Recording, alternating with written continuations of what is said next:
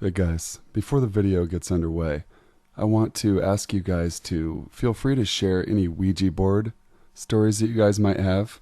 I'm working on a collaboration with Mortis Media currently, and I would love to feature some subscriber stories. Anything with Ouija boards, any experiences, any horrifying events, make sure to just email me at thesinfulsavant@yahoo.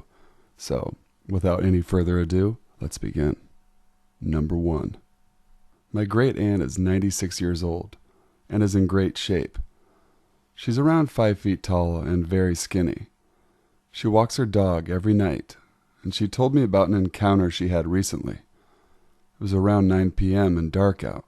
It's wintertime, so she was wearing a big coat and a hat.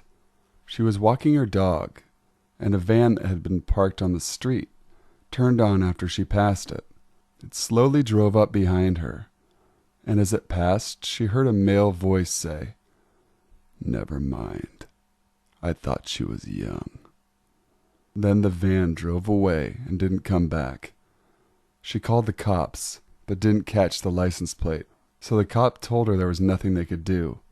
So van creepers, let's hope you never meet anyone, ever again. Number 2. Well, this was about 8 or 12 years ago, but it's the only post-worthy thing I can think of that ever happened to me. Growing up, my family wasn't exactly middle class. We lived in a shitty trailer. The area we lived in looked all right. The yards were mowed, and everything was taken care of. But anyways, it was about a week or two before Easter, and I fell asleep watching the TV. When I woke up a couple hours later, probably around 1 or 2 a.m., the front door was open. I figured my stepdad had stepped outside for a smoke and just forgot to close the door when he came back in, since he sometimes did that. So I went ahead and closed it and went back to the couch and went back to bed without thinking anything about it.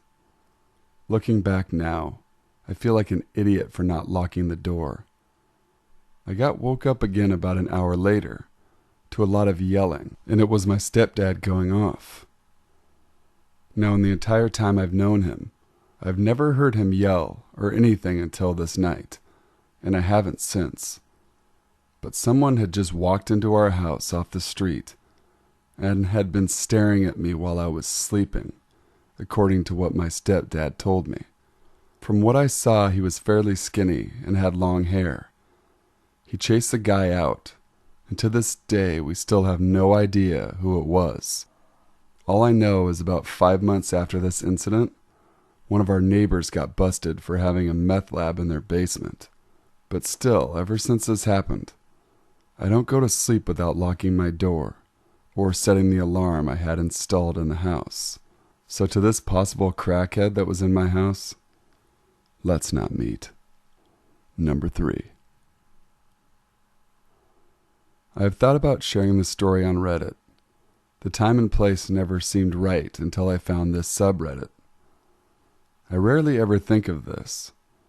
I think I mostly blocked it out. I'm female. When I was 25, I was in a transition period of my life. I was divorcing my husband and moving back to my home state to figure things out. My aunt had a small 1,500 square foot, 1950s house in a quiet neighborhood. Doors that stick, squeaky wooden floors type of place. She had moved out but couldn't commit to sell. She was happy to let me live there for a bit. I lived in the house for about 5 months. This house was a single-story home, but it was on a hill. So if you went around the back of the house, outside, you could walk through a door into a small basement of sorts that you could stand in. If you were in this small basement and continued to walk toward the front of the house, you would quickly be crouching, then crawling. It was a small concrete storage area, and it was under what was my bedroom. One thing I remember about this place was that it was creaky and not well insulated. The floors were creaky, and when you were down in the basement area, you could sort of see light coming through from cracks in the bedroom floorboards. I maybe went down there once, got creeped out and left. It was around the back of the house, like I said, and I had no reason to even be back there.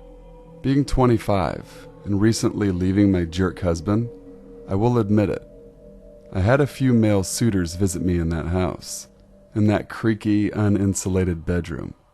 So I get my dream job, and I'm moving out of the house. I'm also moving out of the state. My aunt has one request of me, to turn the water off at the street before I leave. So right before I leave the house, I turn the water off at the street.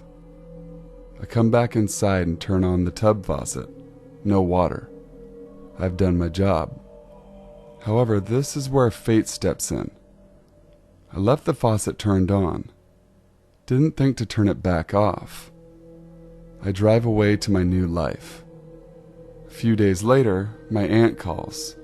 She's upset because the water company has called her to say that there is an unusually high amount of water running at her home. I promised her that I'd turn the water off and told her about checking the tub. So I'm out of state. She is out of state. So my mom gets recruited to go over there and figure out what's going on. Well, come to find the neighbor husband from next door had been kicked out. He was living in the little room under my bedroom. He had strung an electric cord over the fence from his house. He had clothes and a toothbrush. I guess he was bathing in our yard. And when I turned off the water, he went right back out to the street and turned it back on. He had been living right under my bedroom floorboards. I'm tense just writing and remembering this. I never ever want to meet this guy. The thought of him right under my feet listening to me in my bedroom, it still gives me chills. Number 4. So I work at my local car dealership, where I mainly wash cars and do deliveries for people who buy new cars. So on this particular delivery, it was late, about 6 or 7 p.m., and probably the last car of the day for me. So as most of my coworkers were clocking out, I had maybe 4 other people with me who would work the night shift. So as I was finishing up the washing part, I saw that I needed to go get this car gassed up at a gas station right down the road. It was getting dark out, and I was in not so good area, so I wanted someone to come with me to fill it up.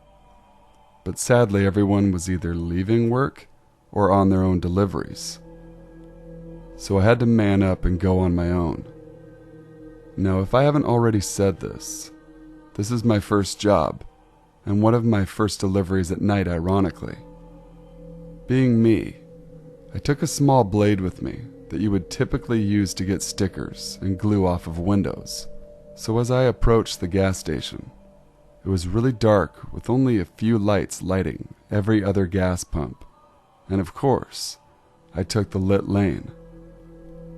This is where things take a dark turn. So usually you would go inside to give the cashier a slip for the brand new car you need to fill with gas.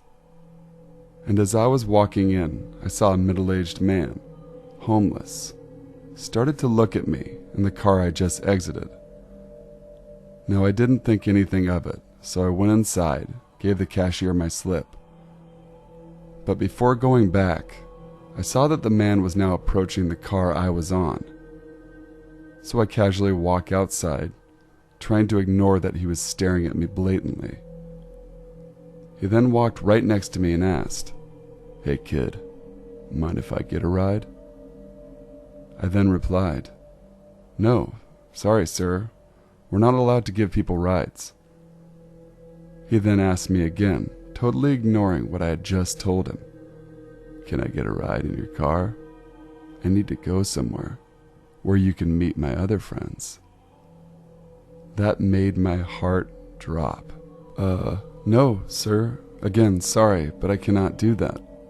And as this was all happening, I was firmly holding that little knife in my pocket, while outside alone, with nobody else. The man then proceeded to take a knife out of his jacket. "So you going to take me or what?" he said with a low voice. That's when I knew what I had to do.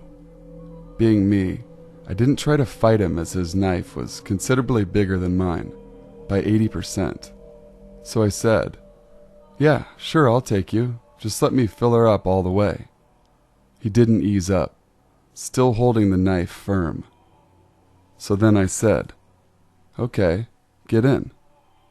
And as he was about to open the door, I slammed the gas and floored it away. Now the story doesn't end here. He then somehow managed to find out where I work, and then we all had to call the police. They arrived, and the man was arrested. But who knows what this sick bastard would have done to me if I would have let him in. And luckily, I was fast enough to not get the car I was washing damaged at all by him.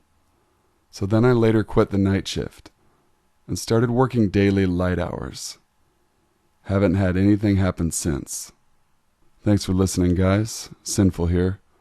Make sure to email me your Ouija board experiences or stories as soon as you can, because this video coming up is going to be really, really awesome, guys. It's a great collaboration, so email those. Feel free to get that done.